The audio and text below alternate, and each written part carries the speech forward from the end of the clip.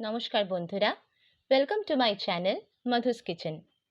আজ এসেছি একটি সুন্দর রেসিপি নিয়ে, তেল কই। ফার্স্টে কড়াইতে তেল গরম করে নুন হলুদ মাখানো কই মাছগুলো ভেজে নিলাম।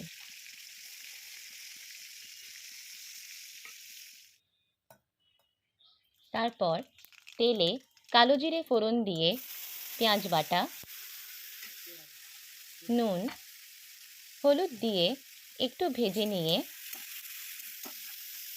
টমেটো কুচি, চেরা কাঁচা লঙ্কা আর 1 চামচ জিরে, 1 চামচ ধনে, হাফ চামচ মৌরি, 1 টুকরো আদা, একটি এলাইচি, রেড চিলি পাউডার এবং 3টি কাঁচা লঙ্কা বাটা দিয়ে দিলাম। মশলাটি কষে এলে পরিমাণ মতো জল দিয়ে দিলাম। গ্রেভিটি ফুটে আসার পর এক এক করে মাছগুলো দিয়ে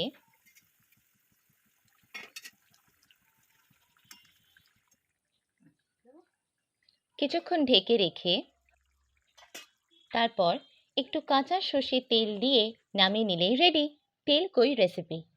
রেসিপিটি ভালো লাগলে বন্ধুরা লাইক, শেয়ার, কমেন্ট এবং সাবস্ক্রাইব করে আমাদের পাশে থাকবেন।